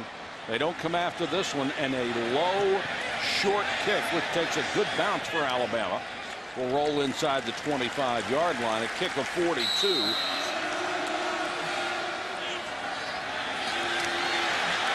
Stafford deep post, threw it up for grabs, nearly had it picked again. Massaquoi was back there and had 3 guys around him. The closest was Rashad Johnson. Now, I think one thing that Matthew Stafford's going to have to do, he didn't do it on the last 3rd down play. He can't just force the ball down the field. He's hit a few crossing routes, but Alabama is going to play the deep routes. He's got to know where his outlets are as well. I mean, he's thrown into double coverage 4 or 5 times tonight. And Alabama is they're going to give him some underneath throws. He's got to look for some of his backs drifting out of the backfield potentially. Short passes, maybe they can make a guy miss, turn it into a bigger play. Yeah, he'll get burned on that eventually. Already had 1 picked off. Pressure coming. Stafford runs away from it, still under pressure. Down he goes, threw it away, and got it back to the line of scrimmage. so there's no penalty. Kareem Jackson was the last guy that got him after Brandon Dederick got the initial pressure. Well, Brandon Dederick is playing a nice ball game. Now, nobody blocked him on this play, but he stayed at home. He didn't follow the play fake. He stayed at home on his defensive end position and forced Stafford to throw a wild one on the move. Now 3rd and 10 from their own 25-yard line. The last time they were in a 3rd and long situation, he tried to force it downfield, and he had a fullback out in the flat open underneath. Let's see what he sees on this 3rd down play. The 5 wide receivers out. They want a screen. They come back to Marino. They weren't going to let the screen to develop this time. Outstanding defense. Ali Sharif was right there in the middle of that screen. Let's go to Holly. Guys, Georgia running back Noshawn Marino hurt himself on that last play where he was trying to block a cut block and hit the ground hard. He appears to have injured his right wrist. He was kneeling on the ground just then. He's in quite a bit of pain. They're going to take him over to the training table and examine him. But a wrist injury for a running back, not a good thing. Last thing they can afford, being banged around the way this game has gone, is to lose Noshawn Marino. Mims to kick to Arenas. And another bounce. Alabama takes over in great field position, its own 47. Coffee. Got to be gravy involved, doesn't there? Or sauce. Blitz coming. And down goes John Parker Wilson. Middle linebacker Akeem Dent got him. You got to love a guy that can deliver a line like that. He was perfect. He was into it. Old Weaver D. Grub looked good, too. It was good. Outstanding free. 3rd and long. John Parker Wilson. Draw. Nothing doing. Football. They ask me where I ate, and when people recognize me, they say, "You're that food guy, aren't you?" Yeah, I'm the food guy. Know a little bit about football, too. Partially blocked. That could have been a huge play going the other way that could have gotten a touchdown out of it. And it figures the way this game has gone tonight, they block a punt, and instead of having something bounce back toward the Alabama goal line for a touchdown, it goes downfield. Zach Renner, a redshirt freshman, split in, got a piece of it. Yep. At Keep an least eye on turns the the middle of the momentum that way. Right there's Renner coming right over the center. Slips right between the center and the guard. The personal protector is late getting over to try to pick him up. And Georgia, they get a sack in that defensive series and a partially blocked punt. They have always had great kick blocking players and special teams under Mark Richt. Stafford right back to work to Green. This guy is going to be a big-time receiver. Well, he's 6'4", 200 pounds. He's not as thick or as physical as Julio Jones, the Alabama freshman receiver, but he's very smooth and fluid, and he has great body control going up in the air to catch a football. And he attacks the football. Yes, he does. He goes after that thing. And wait till he grows a little bit into that body. Wait till they stick him in the weight room for a couple of more years. He's going to be virtually unstoppable. He's another kid who works very hard to get better. Very dedicated to his craft. Marino bounces it outside. Nothing there. See, that's where Terrence Cody is. I mean, when he just clogs the middle and forces Marino to try to bounce and spin outside, there's nowhere to go. I mean, if you can't get any movement on a big nose guard, I don't care how good your running back is, you're going to have problems. Here's Cody. That's the biggest circle I can make right there. And watch him just hold the point. He takes 2 blockers, and he forces Marino to spin and try to go outside. They can't move a guy like that, and he just clogs and messes up the whole play. And if you don't have that, and they didn't last year, you cannot play an effective 3-4. They got it now, and they have been tremendous. Stafford back to throw underneath Massaquoi. See, that's what I think the throws are there for Matthew Stafford. Not the deep down the field, the short, quick ones. Get it out of his hands quick. Let his guys try to make plays. Make a guy miss. Break a tackle. Keep the momentum going. Don't hang on to that ball long. Alabama is really going to try to come after the quarterback, and any shot they can get on Matthew Stafford, they're going to take at this point in the game. Well, if you happen to get a couple of touchdowns, say in the next 8 minutes, you've made it a 2-touchdown game and you're back in it.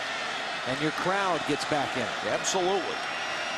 They're just looking for an excuse. Any excuse. Stafford underneath. That'll be complete to Michael Moore out of Fort Lauderdale, Florida. Here's Holly. Well, guys, they examined the right wrist of Noshawn Marino. They did not retape it or anything. They let him go in there. He had tried to carry a ball and see if he was strong enough to do it, and he was. But after that last run, he came off shaking his head. Clearly, at this point in the game, they've got to throw the ball to get back in it. But do you leave him in there as a decoy at least? Well, I don't know. Caleb King is a pretty good backup, and I don't think you want to take any chance on hurting Marino. And I don't know that you can afford a decoy right now. I wouldn't keep him in there as a decoy, but if you're going to throw it to him, I would keep him in. This is King. It's a flanker reverse. Massaquoi is going to throw off of it. Stafford was the intended target.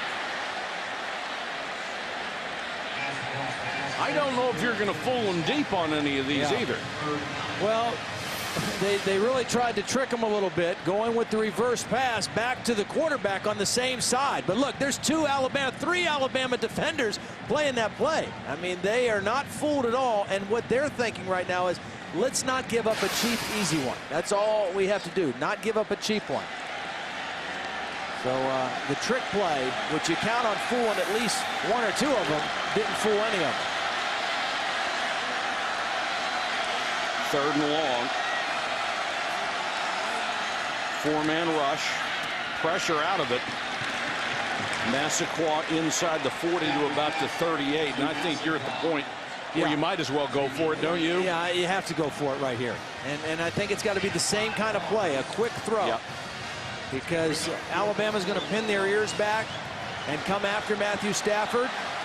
If they rush 4, it's just got to be a quick shot into a zone opening. If they bring pressure, you got man-to-man. And Stafford certainly has the arm to make any throw they need right now. Green, his biggest possible target is wide left. Massaquoi to the right. Blitz coming. Instead, they go over to the middle, and Moore makes the catch. Moore inside the 31st down.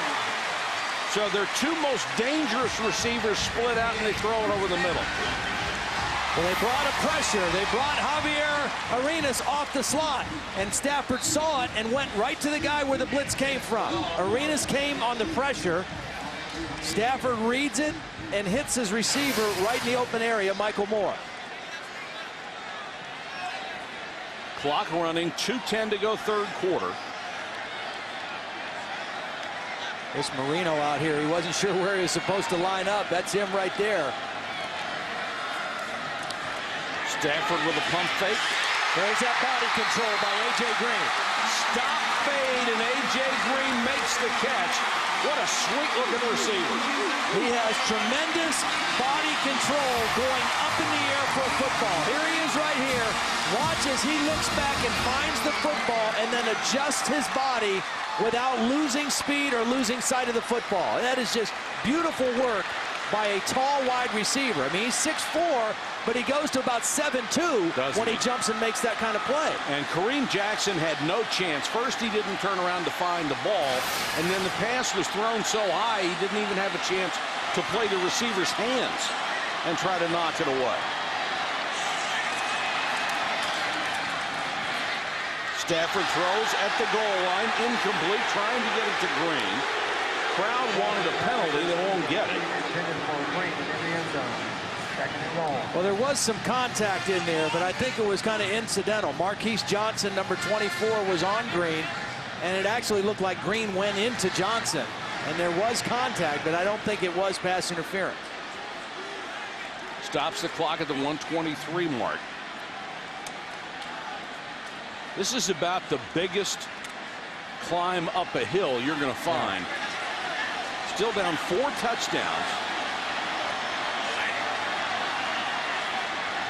Marino is back in out of the eye. He'll get the toss. Dives to the corner, got there. The ball hit the pylon, and it's a touchdown. Well, that's one. They need 3 more. And look at no Sean Marino. No quitting this kid. There's no quitting any of them. Nope. And the good thing for Georgia and for Marino, his right wrist is the one that was bothering him. He's got the ball in his left wrist, and it's with that wrist he's able to reach it strongly to the pylon for the touchdown.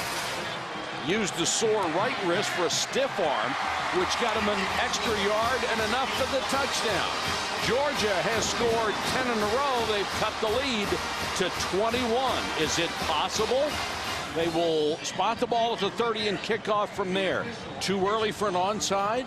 I think it might be, only because if you look at Alabama right now, they're waiting for an onside. They've got 6 guys up anticipating an onside kick right now. So you kick this one deep and hope your defense comes through again.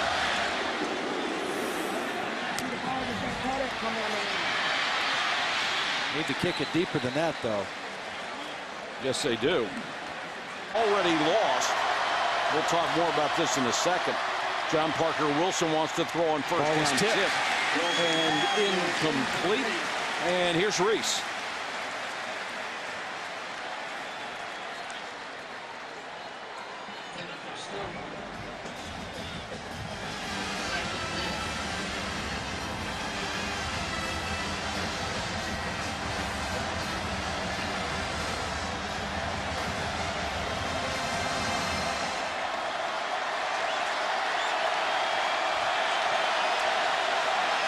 All right, Reese, thanks very much.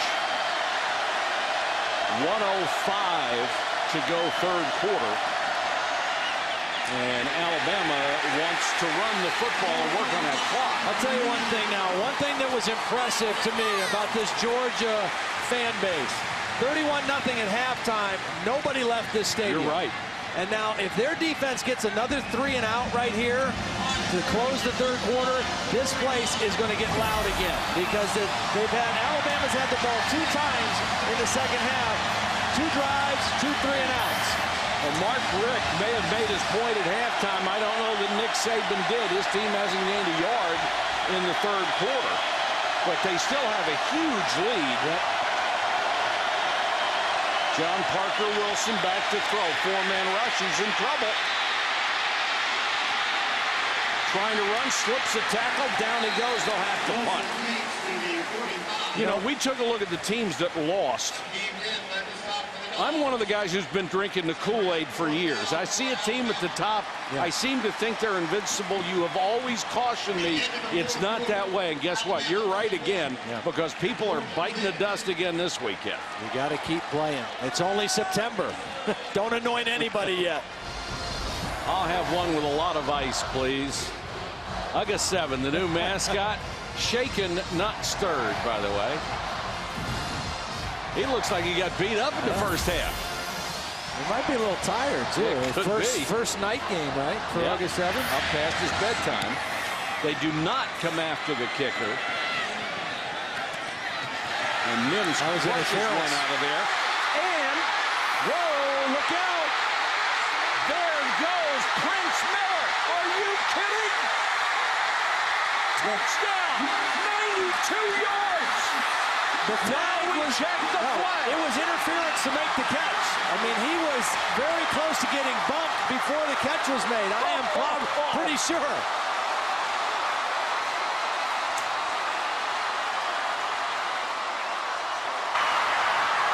No catch interference. Number 24, kicking team. Fills at the time.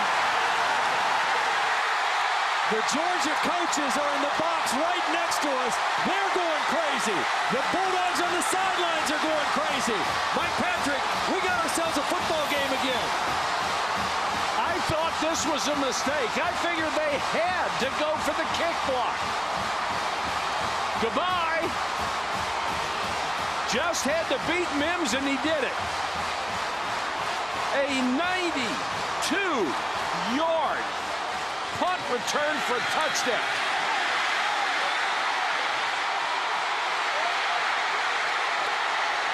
This is the same guy who had 2 big penalties in the first half that hurt him. And he sure redeemed himself with that one. And now, you're right. This gets them within 2 touchdowns with a lot of time. 14:41 to go. Well, this would be nothing short of miraculous. And credit the rest of the punt return team for Georgia for not getting a penalty. A 92-yard return, a lot of opportunities to block someone in the back or hold. Nobody makes an illegal block, and Prince Miller does the rest. Easy to make the punter miss. And all of a sudden, Alabama, which looked like they were in complete control of this game, is in a ball game. This would be the biggest fourth quarter comeback in Georgia history. Their biggest deficit all time is 14 points in the fourth quarter.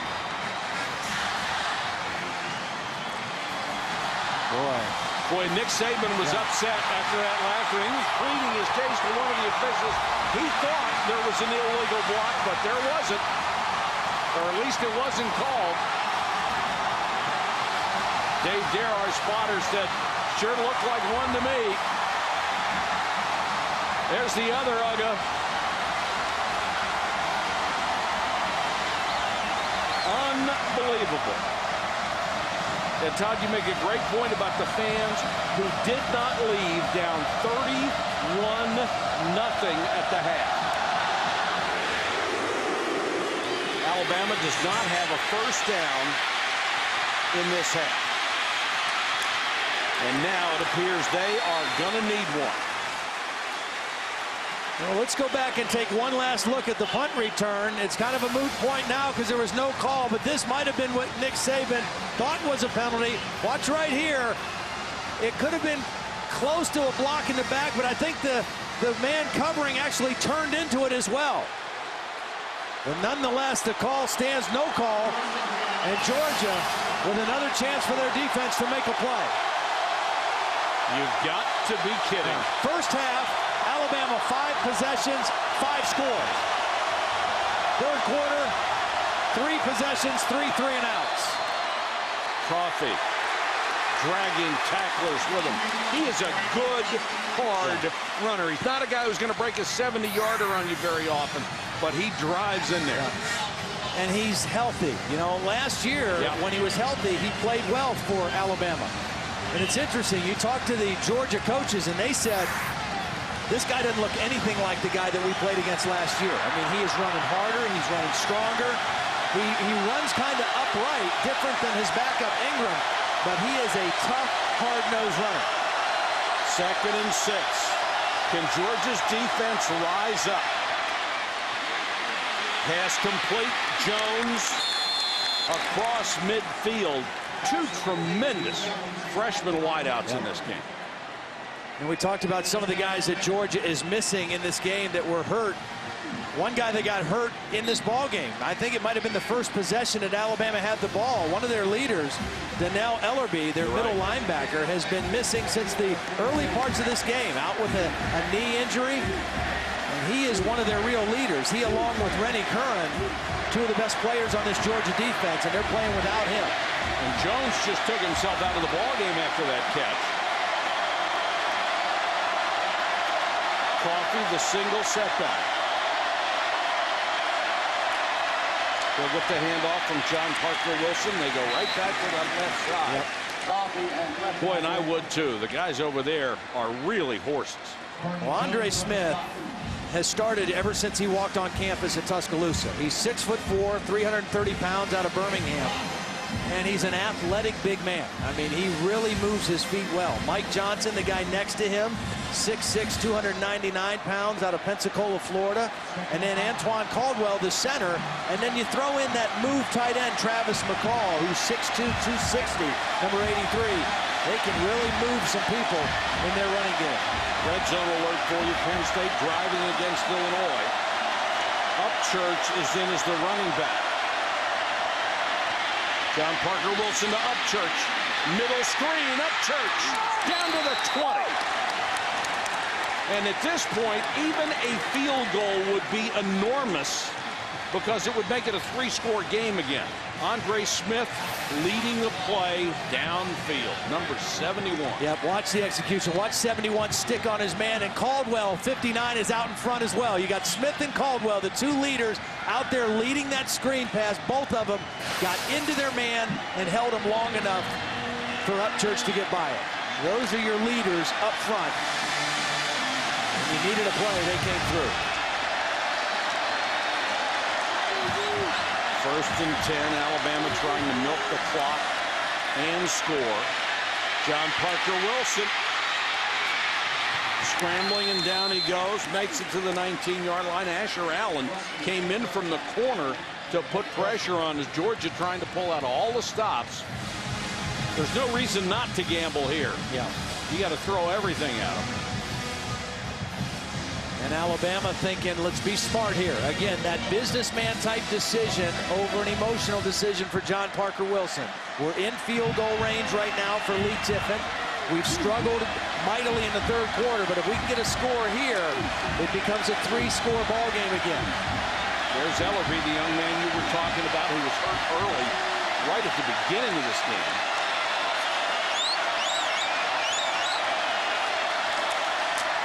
Coffee swallowed up in the middle of that defense. Georgia's been much more stout in the 2nd half. Brandon Wood led the charge there. Holly, what do you have? Well, the Georgia defense is already down one linebacker, but right now Rennie Curran, their real stalwart, has had to go to the sidelines. He's been having cramps for about the last quarter and a half. He's been over on the sideline actually pouring cups of water on the backs of his hamstring. He's been cramping up. You see him over there trying to get some liquid, but they miss him right now because they're already down one starting linebacker. And Georgia is going to have to burn a timeout on defense. We have 10:34 to go. This is a critical drive. All right, Reese, thanks very much. And you get the feeling Penn State's going to have to be dealt with this year. Pretty good ball club. This is a huge play here. I wouldn't be surprised to see Alabama run the football here. Maybe a draw play. Upchurch is the back. Nice call. And Upchurch down to the 15-yard line. The ball came loose. I don't see anybody saying it was down. Nobody has. Well, now they are. Here it looked comes like he was down. I thought so, too. Yeah, it looked like he was down, but I didn't see anybody stopping it. Umpire, I think it was the umpire who was standing right beside it. He did not make the call.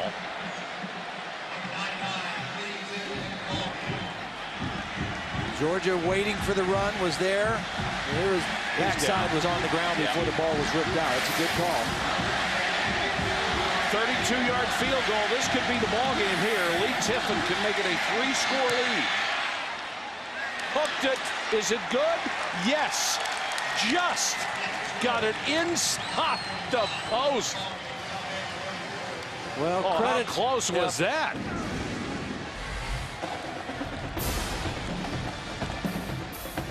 Tiffin makes it 17 by the slimmest of margins. Well, that was a huge drive for the Alabama football team. They gained 1 yard in the 3rd quarter. That's Joe Pendry, the offensive line coach here at Alabama. 19 years in the NFL with 6 different teams before he joined Nick Saban's staff last year, and that drive was huge. Another West Virginia guy. Marcus Brown is short of the goal line. And just tripped up. Oh, that could have been interesting. Yep, Terry Grant. Terry Grant, the running back, who was their starting running back last year. A huge play on special teams. Caleb King is in the game now for Georgia, not Noshawn Marino.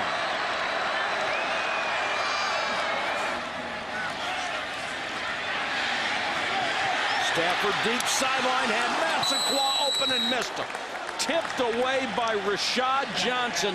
Massaquoi had a couple of steps, and that ball was a little underthrown. And that's surprising for Matthew Stafford. Yes. I've seen him overthrow passes, but I very seldom have ever seen him underthrow a pass. That one was clearly underthrown and almost picked off again. Well, right now as a quarterback, you almost have to have that feeling that I've got to be perfect from now on. And that makes it a little tougher, doesn't it? Well, it does. But, I mean, also as a quarterback and as a competitor, you love this situation. And the game is in your hands right now if you're Matthew Stafford.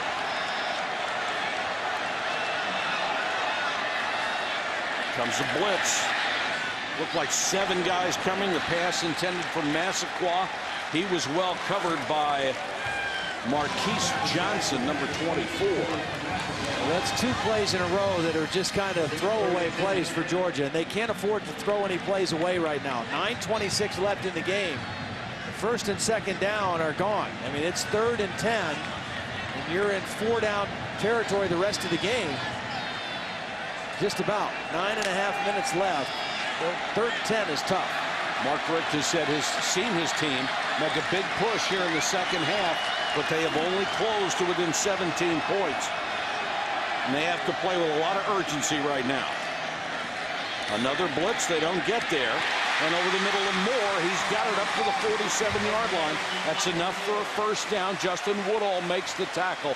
They have to pick up the tempo, and they know it. Watch Sean Chappas, the fullback, get in there and stick the linebacker. McLean allows Stafford to stay in there and make a throw versus pressure for a big first down.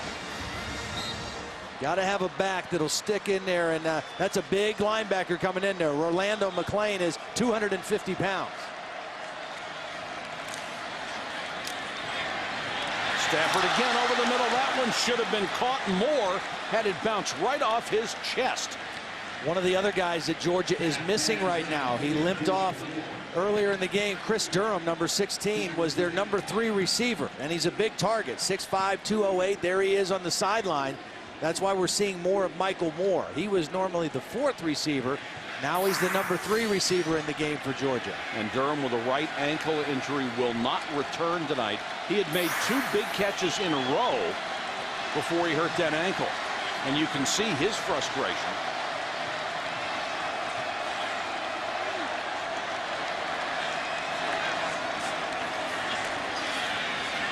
Stafford, little pump fake and then throws. Wow. How about that for a catch? Well, Moore drops the easy one. Yeah. Has it bounce right off his chest, has to go up and snatch that one. Well, Marquise Johnson thinks he has an interception. I mean, he falls back into this, and Moore just takes the ball right from him. Again, you see the arm strength of Stafford, though. I mean, he just zips that ball. I mean, that certain guys, the ball really comes out of their hand in a special way, and Stafford's one of those guys. He was a huge recruit out of Dallas, Texas, where he was a superstar in the football-crazy high school state.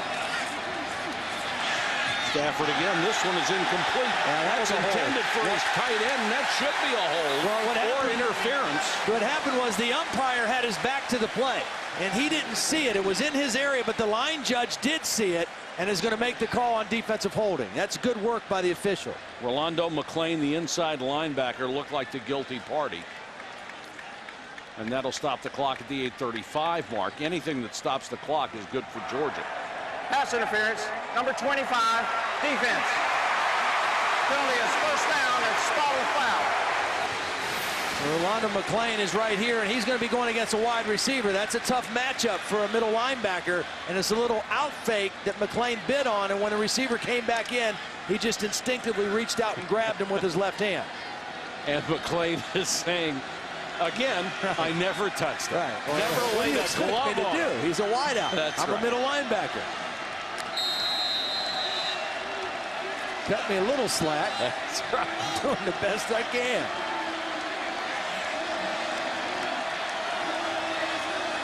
Georgia still in there scratching and clawing. Massaquoi runs a pattern right into a double team. Stafford tried to fit it in there. He was being blitzed. It looked like they brought 6 that time. It's worth mentioning here also, we haven't talked at all tonight about the new clock rules, but until we get into the last 2 minutes of this football game, if a play goes out of bounds, they'll stop the clock momentarily, but then they'll restart it on the referees ready for play rather than when the next snap. So there has to be a greater sense of urgency at this point in the game for Georgia, particularly knowing that they need 3 scores at this point. Another blitz. Great job of picking it up. Stafford down the middle and dropped. That ball should have been caught inside the 10-yard line. Again, it's Moore, and Stafford got that one in there somewhere. Somehow, that was a great throw. Well, Javier Arenas doesn't give up on the play, number 28. He reads the receiver's eyes, and he keeps his left arm in there and just fights the ball away. Arenas never saw the ball, but he read Michael Moore's eyes the entire way, and when he saw the receiver go for the ball, he got his left hand in there and knocked it away. That was a beautiful play by Arenas. Yes, it was.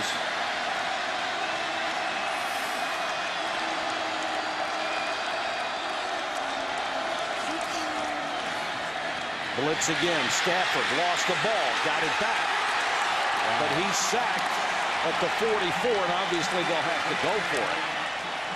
You mentioned the clock.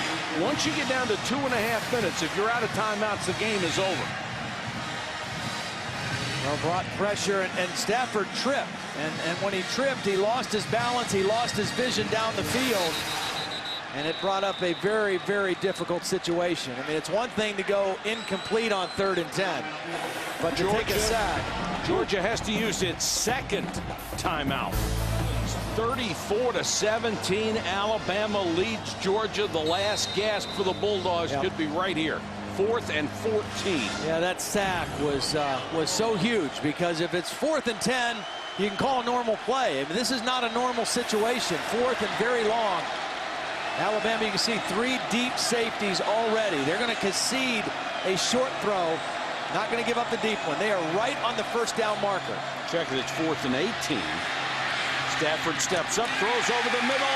Caught, that should be a first down. What a throw and what a catch by A.J. Green, right off the grass. I wasn't sure he got enough on it, but there is a flag down in the area of holding. And they're walking back that way. Number 61, offense. 10-yard penalty from the previous spot. Replay 4th down. That's Ben Jones, the freshman center. Anytime a center is on an island with no help from a guard, it's tough. If that nose guard has a two-way go, can go left or right, it's hard for a center. Neither guard is blocking anybody, and neither one helps the center. And Ben Jones does the only thing he can do to try to protect his quarterback.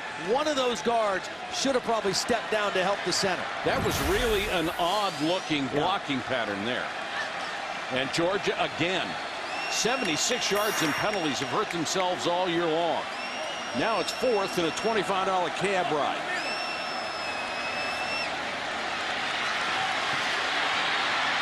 Stafford's got to chuck it and hope.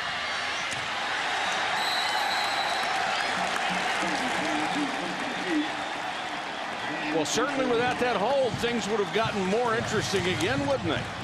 Well, the sack on 3rd down, the holding penalty, just mistakes. You know, they fought valiantly here in the second half. They won the 3rd quarter, hands down, but they were in such a hole after the first half, they just couldn't afford to make any mistakes in the second half. And they've made a few here in the 4th quarter. You know, Ben Jones really acquitted himself exceptionally well tonight, because they left him one-on-one a lot of times, did not get help. And now Alabama knows all it has to do is run the ball. The standard is higher at Alabama. We refer you to the 1894 school yearbook when they said our first coach, E.B. Beaumont, was 2-2. We therefore got rid of him. And except for the Bear, they have been doing it ever since. And Bo Garrett, our producer, is absolutely thrilled that the Phillies are in. Reese Davis is an Alabama guy, too. Ooh, happy night. Our director, Scott Johnson, is thrilled that the Reds are still in Cincinnati. John Parker Wilson wants to throw Upchurch on the screen. Oh, what a move. Upchurch. 20, 15. I was shocked by that. Turned out to be a great call, though, didn't it? Well, and this is what fresh legs can do for you. Upchurch is the number 3 tailback for Alabama. We've seen Coffey, we've seen Ingram, and a little bit of a tired Georgia defense, and a fresh tailback, and Akeem Dent goes down. And Rennie Curran. Geno Atkins got to John Parker Wilson at the end of that play and dumped him right on his behind. Down to 5:15 and counting. What a big play.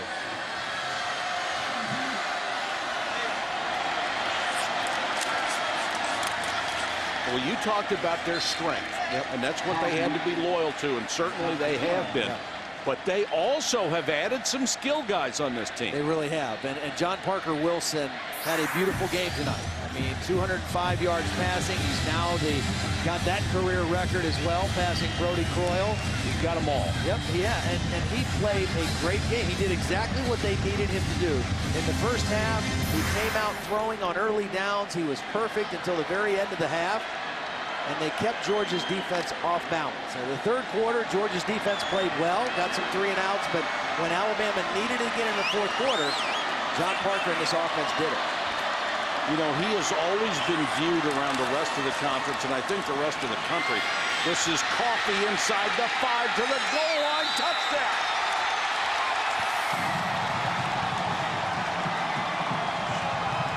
I think John Parker Wilson has always been looked at as a guy who was, he's pretty good, but I think he has surpassed that evaluation. I think so. I think this year he has really made a big stride. And this his final season in Tuscaloosa. He has really taken a big step forward as a leader and as a performer.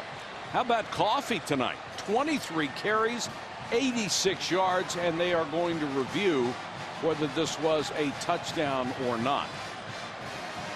You know, I think everybody, as we take a look at this again, the run by Coffee, an excellent block leading the play by Mike Johnson, the left guard who pulled around to lead it. I think he landed on a Georgia defender, not on himself, and then bounced into the end zone. I think that call will stay as a touchdown. You know, you're going to be hard-pressed to find 3 guys on one side of the line, Andre Smith, Mike Johnson, and Antoine Caldwell, who are any 3 guys who are better than that in the entire country. Yep. And they proved it tonight. That was their strength coming in, and they asserted their strength. And the guys on the right side didn't do too bad either. No, we haven't mentioned bad either. Marlon Davis and Drew Davis. Yep. You know, we all knew, I think, that Nick Saban going to Alabama was the right guy for Alabama at that time. If you followed Alabama football for the last several years, they've been in a state of flux. They haven't had great leadership. And he is a guy, whether you like him or not, or like his style or not, he knows how to coach, he knows how to build a big picture program, and he knows how to win. And he's a disciplinarian, and he's a tough, hard-nosed coach. And that is exactly what Alabama needed at this point in their history. After review, the ruling on the field stands. Touchdown. So I think we all knew that he would get it done there. Sure. I think we're a little surprised, everybody, that it's happened this fast. I mean, certainly am. They look so much better than they did 1 year ago with a lot of the same players. Because he and the staff did not have a full recruiting year in their first year. This was the first one. They are playing a lot of true freshmen because they had so many gaps, and that's what most coaches don't want to do. They want to redshirt guys, but he knows the future is now, as George Allen used to say. Flew home afterwards, and great job. Samuel on the return for Georgia and breaks away and taken down to the 38. Well, I think so. I think Oklahoma is the best offensive football team that I've seen this year. And Sam Bradford is the guy that kind of directs it and makes it all happen. We saw them against Washington. Of course, I think that was a mismatch. But boy, did they look good. But then Georgia is obviously losing here. Florida lost earlier. They could jump justifiably to number 3, or number 4 if Missouri goes up to number 3. So it's what a remarkable rise for Nick Saban. Well, they've again, it's happened fast. I mean, the biggest thing that he felt they needed to do was to teach their kids how to finish, and start by teaching them how to practice and finish each play and each practice and each day. Because last year they didn't. Right. They got off to such a great start. That ball's nearly intercepted. At Baton Rouge will be huge. Nick Saban returns to Baton Rouge for the first time. Stafford under pressure. chucks it down to the 24 completely. But I'm so impressed with just their whole swagger. There's a different swagger with this Alabama team. I mean, they were so loose before the game. Coming into this stadium, they were not intimidated at all. And last year, this team, all 6 of their losses were by a touchdown or less. They did not finish football games very well last year. They are off to a great start right now, and they are a very physical football team. Stafford pump fake down the middle of Moore. Touchdown. Boy, Moore is either making a spectacular catch or dropping one. And that one, he made another great catch. Nice job of protecting Matthew Stafford, and he sticks it in right past the ear of Arenas. That time, Arenas not able to get a hand in. Didn't see the ball again that time, but Stafford just zipped it right past his ear for a touchdown. You know, this will give the Alabama coaching staff something to chew on them all week about, but you're not going to be able to upset too many people with this. Now they're going to go for 2.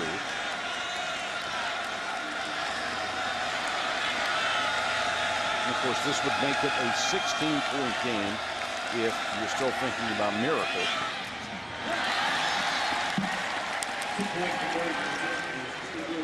Let's go down to Holly with a special guest, Shaun Alexander.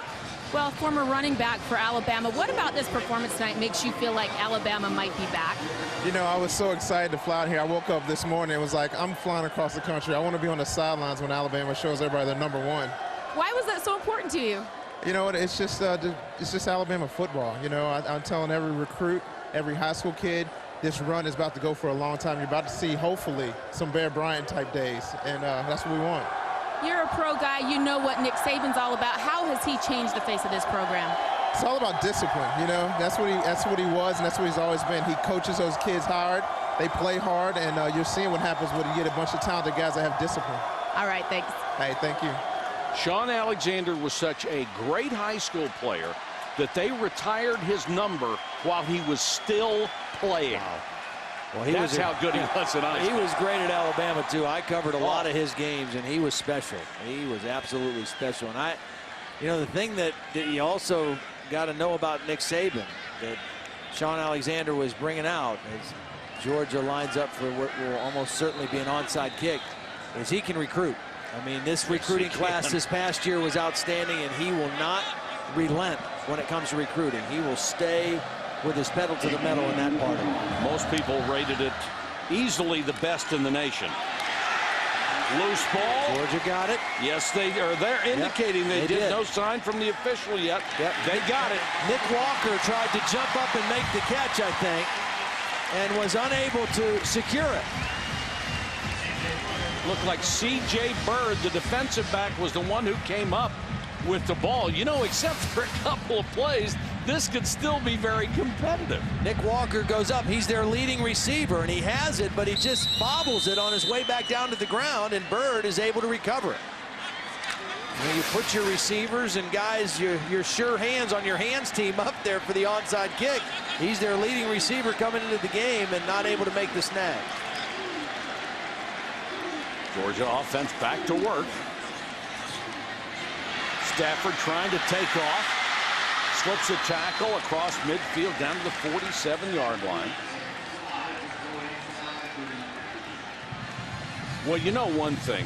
A loss in the Southeastern Conference is probably something everybody's going to have. If you go through this league unblemished, they might as well just mail you the national championship trophy.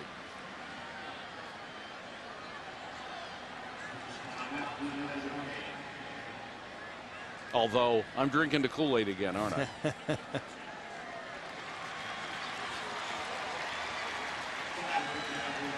It is a first down. Yikes. They have the shining star in Southern California, and then they lost.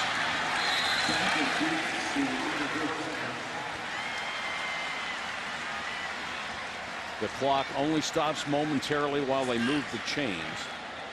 Well, the good news for Georgia is they got a week off after this game. A chance to get some of their guys healthy and back on the field. Lost a couple tonight, have played without a couple that possibly could get back. Roderick Battle, not sure what his situation is at defensive end. Here's the stat provided by Mark Fredrickson. 5 weeks into the season, there is not an undefeated team left in the Pac-10 of the ACC.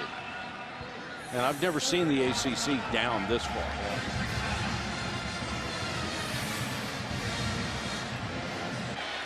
Holly Rowe, what do you have? Well, you know, after that USC loss, Georgia quarterback Matthew Stafford actually called Mark Sanchez, the USC quarterback. He said, hey, keep plugging. We were in the national championship conversation with 2 losses last year. Keep plugging. He'll need his own advice this week. Yeah, maybe Mark will call him. Yeah, I would think so. This one's over the middle, batted away. Good play by Rashad Johnson, who's had several good plays in this ball game. Pass was intended for Kenneth Harris.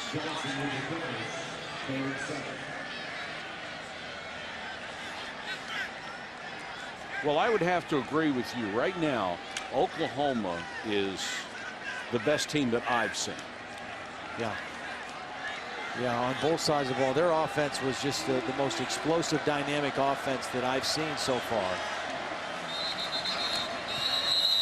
Their question marks for their team is their defensive secondary. I mean, they've got good players, but new players. And they're going to be challenged in that conference. Ball start, number 82, offense. 5-yard penalty, still 3rd down. All at once, the Big 12 to 159. comes right to the top. You could have Oklahoma, Missouri, and Texas in the top 5. Well, we've had that with the SEC. Yes, we have. You know, the last had 5 in the weeks. top 10. Yeah. Which had never been done before. And 6 in the top 25, which is remarkable. Problem with the SEC and the other power leagues, they start beating each other.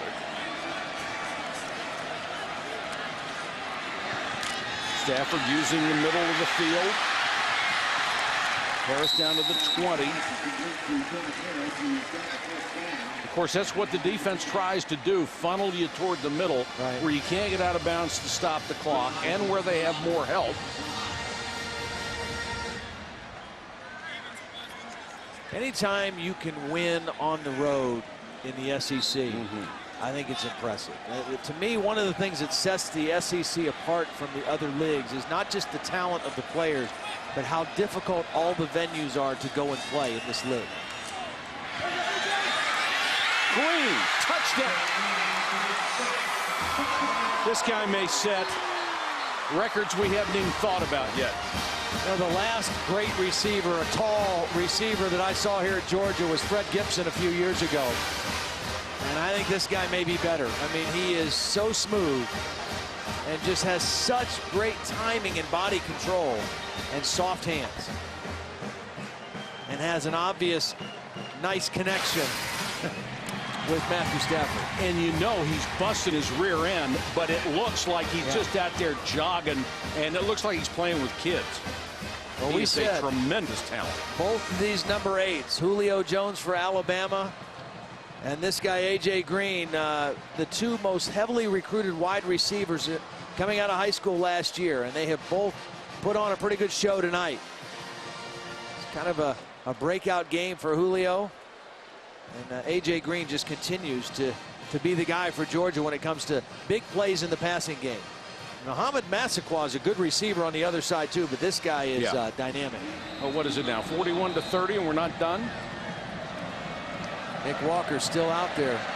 Number 88, the guy who bobbled the last one. Stays in bounds. And Alabama got it.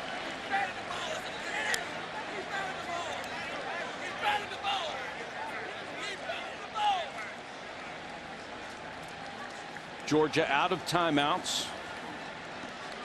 A couple of kneel downs, how to take care of this, and Nick Saban and his team will get out of here in front of 93,000 people. And like you said, you went on a road in this league and blackout conditions at night in prime time in front of 93,000. You've done something. Absolutely. I mean, that's the difference with this league. I mean, with the exception of maybe Vanderbilt doesn't have a 90, 85, 90,000 seat stadium, but Right. most of the teams in this league have big stadiums, and they're all sold to capacity, and they're all hard places to get to. I mean, it is a tough place to get in and play.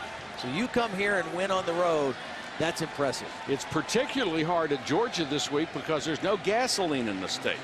We're all going to run out of gas about a mile from the Atlanta airport tomorrow, except for you. You've got the bus.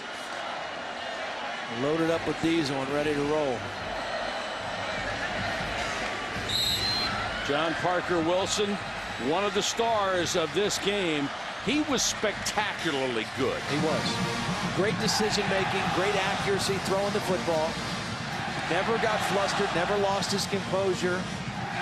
And Jim McElwain, I really think the offensive coordinator, his first year at Alabama, came from Fresno State, was the quarterback coach for the Raiders the year before that. I think he did a masterful job calling this offense tonight and keeping Georgia's defense, a very talented, fast defense, completely off balance. He did exactly what you pointed out early in the ball game that you need to do against a Georgia defense. If you are a running team, and they were, you had to throw in downs where you weren't expected to throw. Right. You had to throw early and disappoint Uga, and they did. It was 31-0 in the first half. Uga never recovered.